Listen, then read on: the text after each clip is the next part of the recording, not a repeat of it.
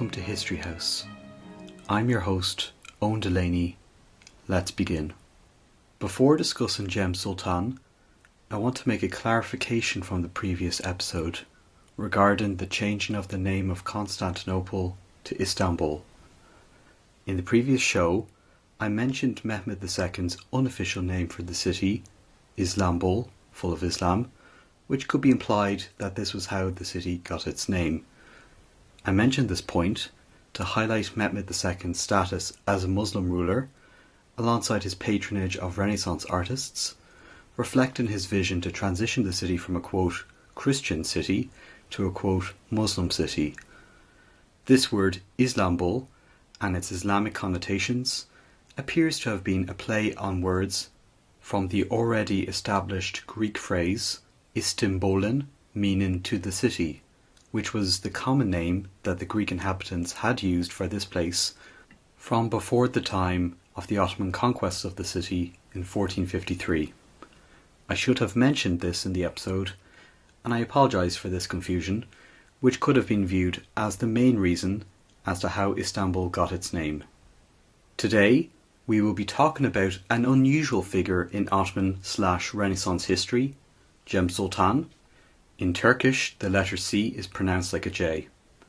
His unusual claim to fame: after a succession crisis with his brother Bayezid II, he found himself as a prisoner of the Knights Hospitaller, first in Rhodes in modern-day Greece, then in France, and finally as a captive of the Pope in Rome. It is a story of many twists and turns, as well as intrigue, while also serving as an important episode in cross-cultural exchange between Europe and the Ottoman Empire, a counterpoint to the relationship between his father and the Venetian artist Gentile Bellini, the focus of episode 3. Jem Sultan was born on the 22nd of December 1459 in Edirne.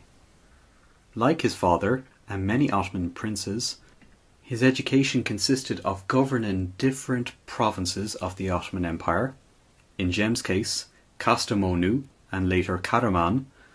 Jem would also serve as a regent in 1472, while his brothers Bayezid and Mustafa campaigned with their father against the Akkoyunlu, a Turkic confederation which controlled parts of modern-day Iran, Iraq, and the eastern part of modern-day Turkey. Despite being the third son of Mehmed II, the death of his elder brother Mustafa in 1474 allowed Jem to climb up the line of succession to the extent that either Bayezid or himself were the likely contenders to succeed their father as Sultan. As regards Fatih Sultan Mehmed's impressions of Jem, it would appear that he was lining up his son to succeed him. Alongside his previously mentioned status as regent in Mehmed's absence, some clues can be found in the art of Sultan Mehmed II's later reign. One of the social media images for this episode depicts Sultan Mehmed II with a younger man, a painting that was accompanied by the label Mehmed II and his son. John Freely, in his book Jem Sultan, The Adventures of a Captive Turkish Prince in Renaissance Europe, identified the painter as Gentile Bellini, which replaced the work between 1479 to 1481. Despite the ambiguous title of his son, there are two suggestions as to which one it depicts: Bayezid or Jem.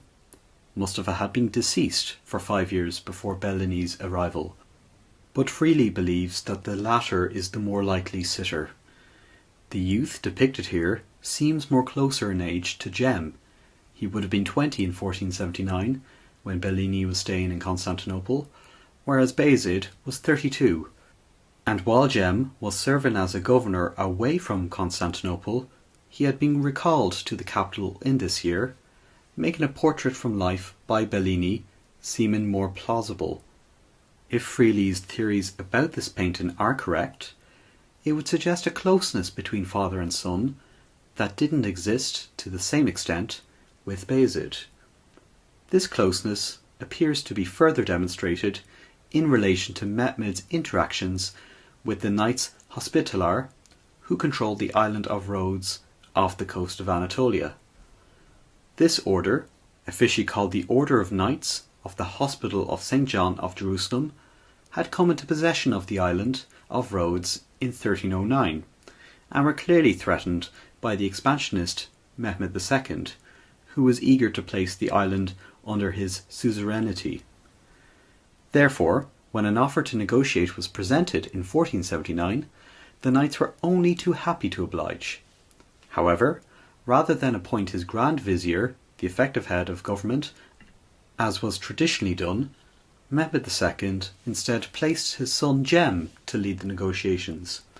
Jem would foster good relations with Pierre de Bouzon, who at the time was the Grand Master of the Knights Hospitaller. This appointment was noted in the Ottoman court, with some believing that he was lining Jem to succeed him.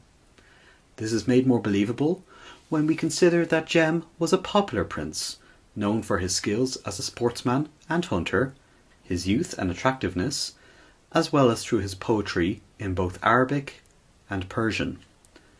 His religious inclinations appear to be more suited towards mystical Islam, demonstrated by his visit to the tomb of Jalal al-Din Muhammad Rumi in Konya, better known simply as Rumi, the Sufi mystic remembered for his poetry, which continues to be widely read across the world today.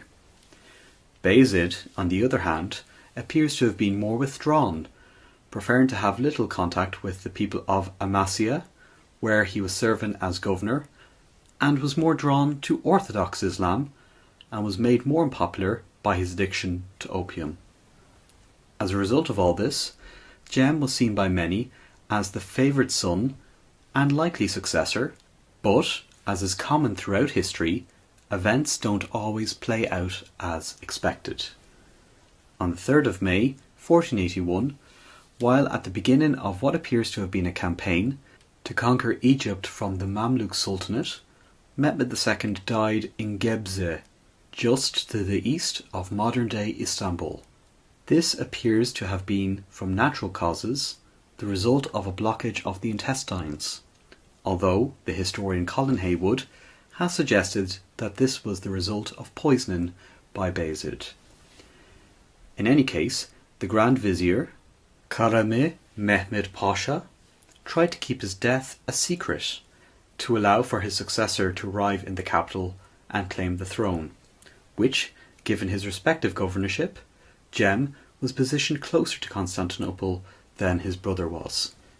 The deceased sultan's body was brought back to the Topkapi Palace in Constantinople, but the Janissaries, the elite of the Ottoman military, who had proceeded to side with Bayezid, executed Karamani Mehmed and paraded his head throughout the streets of the city, declaring, "Long live Bayezid."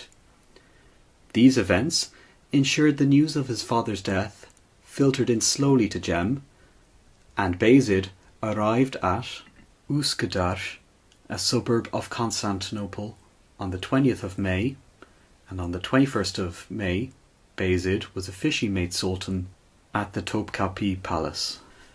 Jem had clearly lost the race to the capital, but he was not going to give up his claim to the throne. He assembled an army and proceeded to march on Bursa, which lay across the capital, across the Sea of Marmara. Around this point, Jem sent representatives to his brother, suggesting that the empire be divided between them. Bayezid holding on to the European portion of the empire, Jem to the Asian section. When this offer was refused, the two brothers engaged in battle, and on the 19th of June 1481, Jem's forces were defeated at Yenişehir, near Bursa.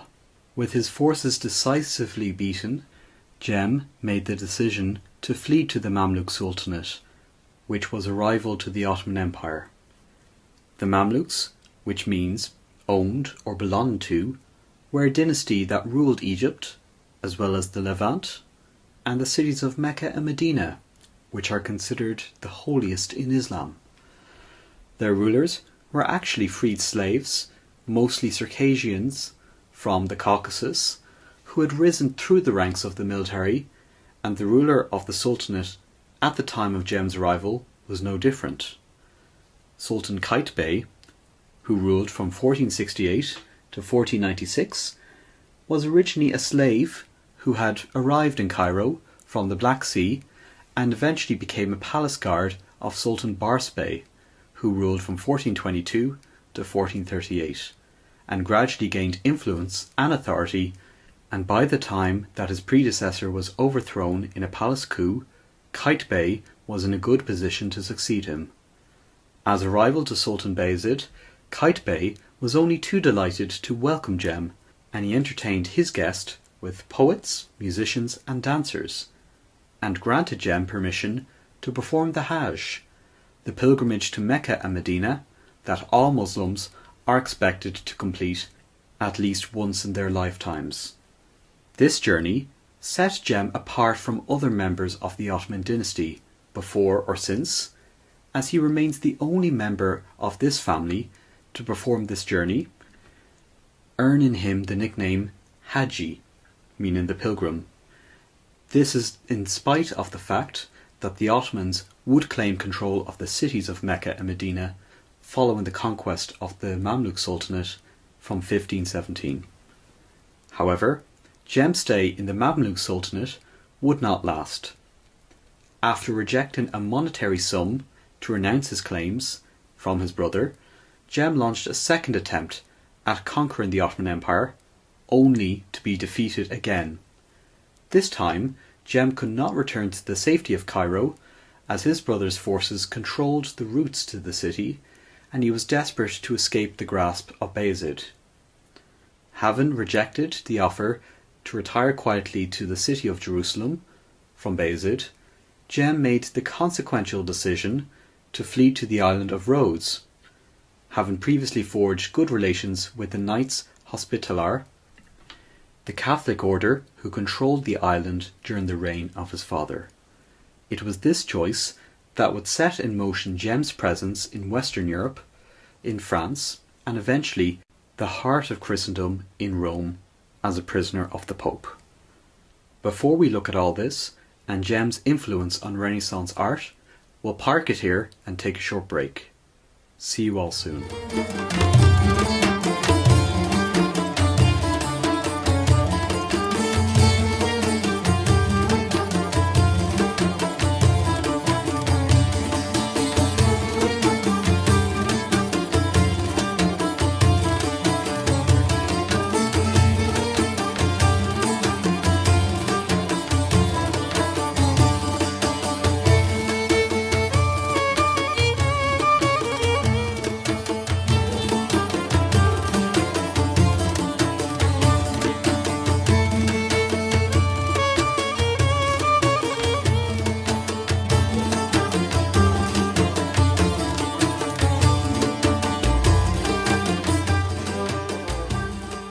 Welcome back. Before the break, we were talking about Jem Sultan, the son of Sultan Mehmed II, his succession dispute with his brother, and the events that led to his decision to take refuge in Rhodes. Now we'll continue his story. After rendezvousing with the Hospitaller ship, the Grand Nef de Trésor, upon being granted safe passage by the knights, Jem arrived at Rhodes on the 29th of July 1482. He was greeted by Pierre de Bouzon, the Grand Master of the Knights Hospitaller, with whom Jem had previously negotiated with and was treated to a lavish welcome. Indeed, Jem promised that if he regained his throne, he would return the Christian lands that had been taken by the Ottomans, while also stating that this empire would never wage war again against the Christian states of Europe. While such promises were reassuring not just to the knights, but to Christendom as a whole, other factors were at play too. The knights in Rhodes had always feared invasion from the Ottomans, especially under the new Sultan, Bayezid. In 1480, they had fended off an attack by Sultan Mehmed II, but only just, and if such an invasion were to occur again, it was likely to succeed. Further, Jem was clearly an underdog, as he had been defeated time after time by his brother, and another stake for the throne was likely to end in the same way. However, there was still some use in having Jem residing outside of the Ottoman Empire. Pope Sixtus IV, in a letter to Dawson, suggested that he could be used in a Christian crusade against the Ottomans, and as such, it would be wise to keep him alive and in their custody. Secretly, the knights were also in contact with representatives of Bayezid, and it was agreed that the Ottomans would pay 40,000 Venetian ducats per year for Jem's upkeep and for him to stay away from the Ottoman Empire. If these payments weren't made, Jem could simply be released to cause unrest there, or, in the vision of the papacy, to be used as a tool in a possible crusade against the Ottoman Empire. As such, it was decided that he should be brought to France for his safety, and on the 1st of September 1482 he set sail from Rhodes on the Grand Nef de Trésor, the same ship that brought him to the island.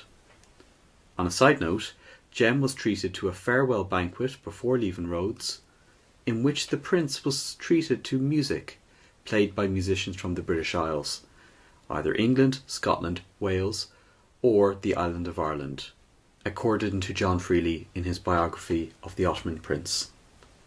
The instrument played was described as having, quote, 4 joined flutes, and fits the description of bagpipes, which could make this event the first exposure of a high-ranking Ottoman figure to Irish or Scottish culture, although Jem, given his precarious situation, likely paid little to no attention to this performance.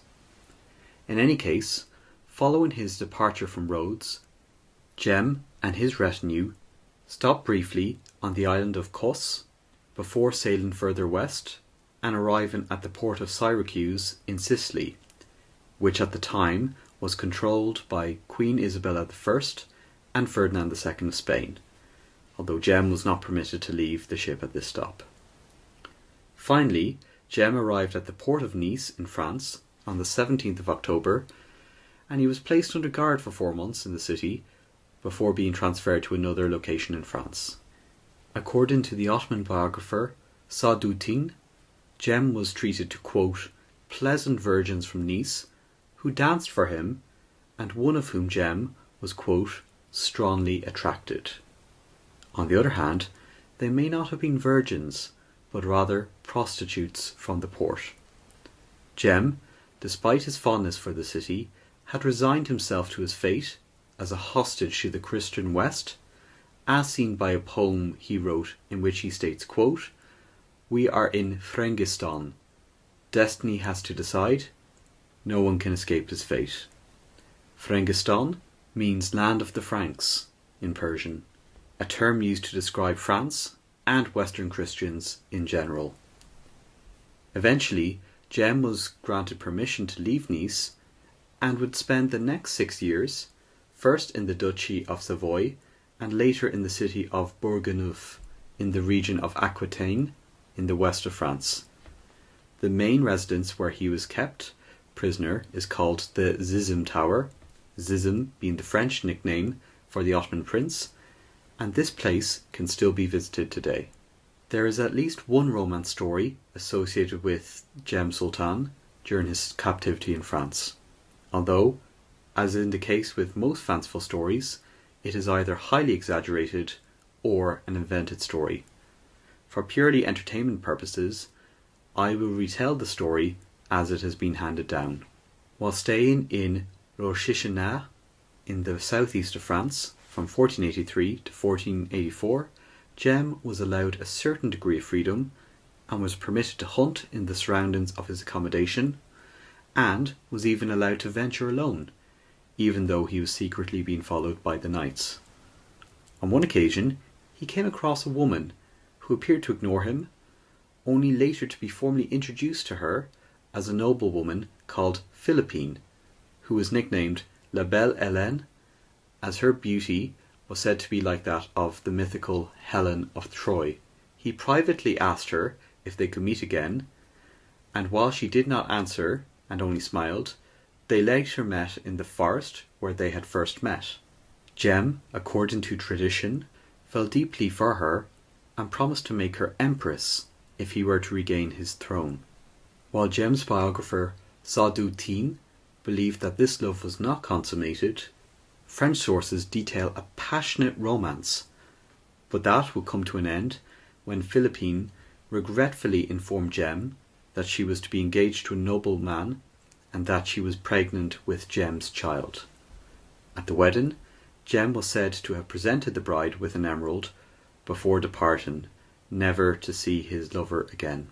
According to John Freely, in his work about Jem, records exist that there existed a Philippine who was the daughter of Jacques, the keeper of the castle of Sassenage, not far from where Jem was staying in Rochechouart. Further, these same records state that Philippine bore a child out of wedlock in 1484, at the same time as these events are believed to have taken place. In spite of this evidence, this story appears to me to be far-fetched at best, and fits with the typical trope of star-crossed lovers whose passion is interrupted by external factors. However, it is sometimes said that the truth is sometimes stranger than fiction, so I guess it is not completely impossible. On a personal note, I wouldn't be completely against the idea of Disney adapting this tale into a feature-length animated film.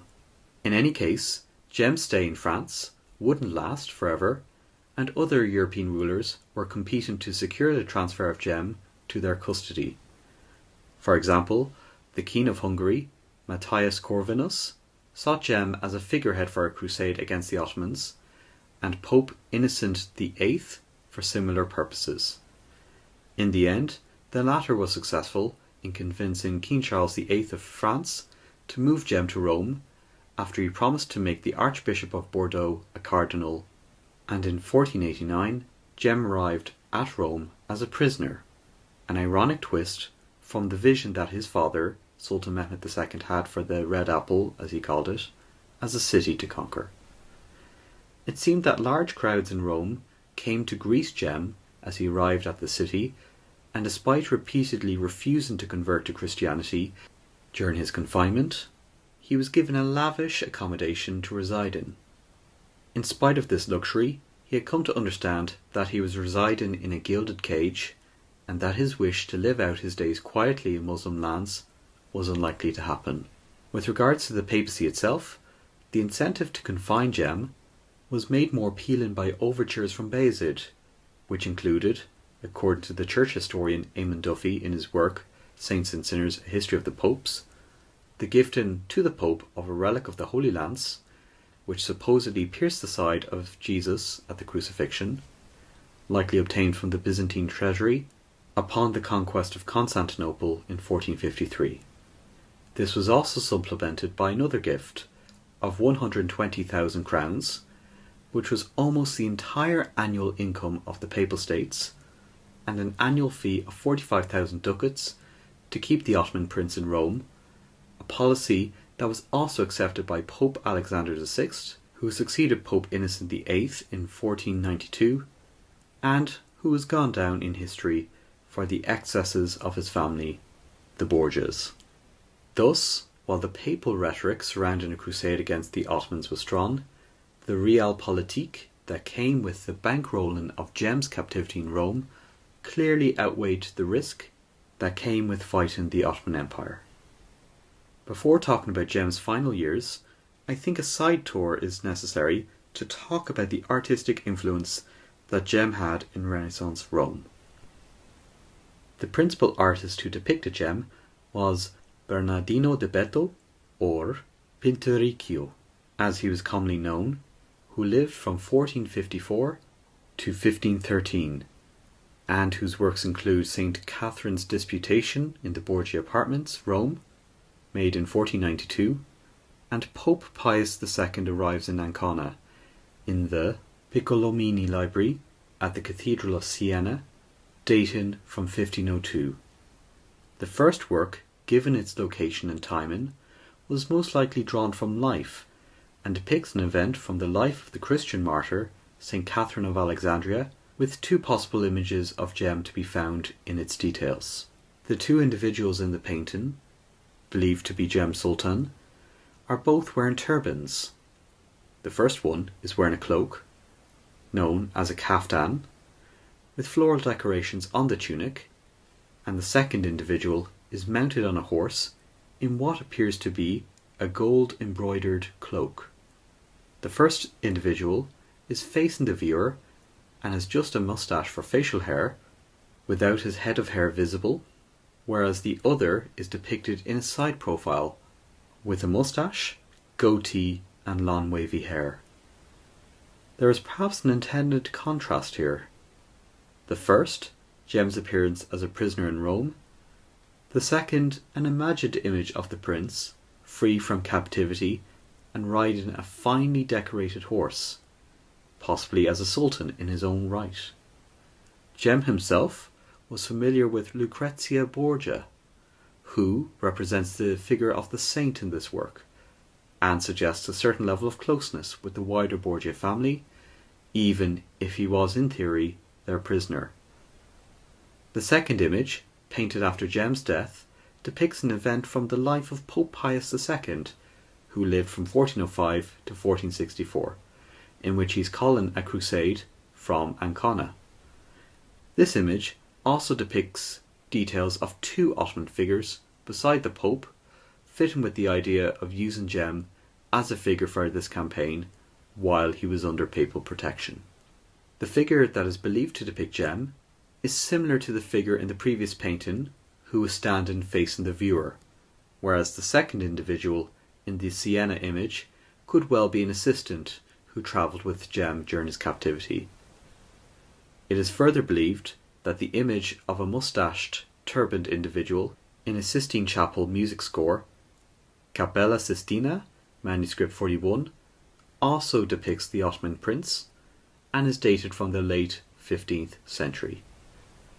From these three images, it would be reasonable to assume that Jem had acquired the status of what might be called today a celebrity, and was certainly a subject of discussion and interest among the nobility and leading officials of this city.